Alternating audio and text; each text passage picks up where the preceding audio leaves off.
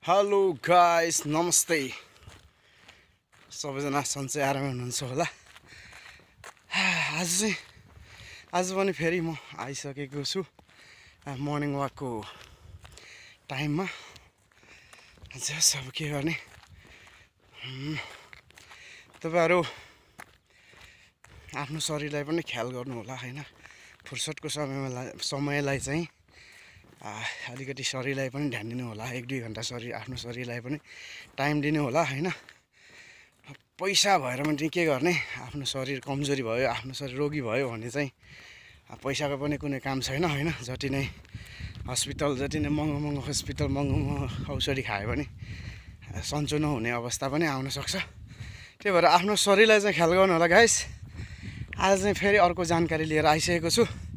म यहाँ मर्निङ वाकको टाइममै अहिले चाहिँ हल्का स्लो हिँडिरहेछौँ, त्यसमा सानो भिडियो बनाउन गइरहेको छु। क्यामेरा छ त्यति घामले गर्दा देखिँदैन के अरे, अनुहार यस्तै छ। तर भोइस सुनेर पनि तपाईँहरूलाई केही फाइदा हुनसक्छ, मेरो जानकारी तपाईँहरूलाई काम लाग्न सक्छ भनेर हो। तपाईँहरू स्पेन आइसक्नु भयो नि होइन? स्पेन आइसक्नु भयो अथवा आउने सोचमा हुनुहुन्छ। मैले अस्ति चाहिँ एउटा भिडियो फर्स्टमा चाहिँ आइसकेपछि इम्पार्टमेन्टो गर्नुपर्छ भनेर बनाएको थिएँ। इम्पार्टमेन्टो गरिसकेपछि चाहिँ तपाईँले सेकेन्ड नम्बरमा गर्नुपर्ने काम के हो भनेपछि हेल्थ कार्ड बनाउनु पर्छ होइन। स्वास्थ्य कार्ड, हेल्थ कार्ड बनाउनु पर्ने हुन्छ। हेल्थ कार्ड बनाउनु कुनै पनि गाह्रो छैन। तपाईँहरू आफ्नो पासपोर्ट अनि जुन इम्पार्टमेन्टको कागज लिएर जुन एरियामा तपाईँहरूको इम्पार्टमेन्ट गरिएको छ त्यही एरियाको हस्पिटल पनि ठुलो हस्पिटल पनि होइन, यहाँ स्पेनमा चाहिँ सल्युट लेखेको हुन्छ है, SALUD सल्युट लेखेको हुन्छ। त्यो चाहिँ त्यो चाहिँ हस्पिटल रहेछ होइन। हस्पिटल पनि ठुलो हस्पिटल होइन। हामीले चाहिँ यहाँको जस्तै हाम्रो प्राथमिक स्वास्थ्य केन्द्रहरू हुन्छ नि त गाउँमा, त्यस्तो सानो हस्पिटलमा गएर मात्रै कार्ड बनाउनु मिल्दो रहेछ। ठुल्ठुलो हस्पिटलमा उपचार गर्न त पाइयो अपोइन्टमेन्ट लिएर, तर कार्ड बनाउने सिस्टम चाहिँ सानो प्राथमिक स्वास्थ्य केन्द्रहरूबाट चाहिँ दिँदो रहेछ होइन।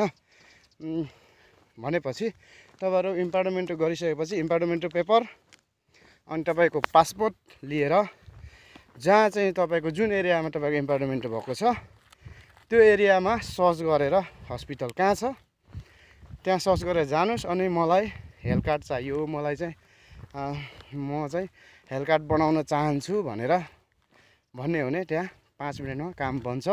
र हस्पिटल कार्ड आउनलाई सुरुमा चाहिँ तपाईँलाई 1 डे कार्ड दिन्छ टेम्पोररी होइन। अनि 15 दिन भित्र तपाईँको चाहिँ ओरिजिनल हेल्थ कार्ड आउँछ है त। त्यहाँ केही पनि गर्नु पर्दैन, जाने हो पासपोर्ट र इम्पार्टमेन्टको पेपर देखाउने, बुझाउने होइन। अनि मलाई हेल्थ कार्ड चाहियो, मैले चाहिँ यहाँ इम्पार्टमेन्ट गरिसकेको छु, मलाई हेल्थ कार्ड चाहियो भन्ने त्यो एरिया जुन तपाईँ मैले भनिसकेँ, जुन एरियामा तपाईँले इम्पार्टमेन्ट गर्नुभएको छ त्यही एरियामा गएर हेल्थ कार्ड बनाउनु पर्ने हुन्छ। अन्यथा अरू एरियामा गएर हेल्थ कार्ड बनाउन मिल्दैन, किनभने आफ्नो एरिया हुँदो रहेछ होइन। तपाईँले तपाईँको जुन एरियाको चाहिँ इम्पार्टमेन्ट छ, घरको एड्रेस हालेको छ त्यही एरियामा चाहिँ गएर गर्नुपर्ने हुन्छ।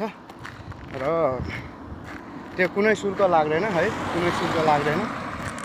कुनै पैसा तिर्नु पर्दैन त्यहाँ हेल्थ कार्ड बनाउनलाई। मात्र पासपोर्ट अनि तपाईँको इम्पार्टमेन्ट पेपर भएपछि हेल्थ कार्डको काम पनि खलास हुन्छ है त।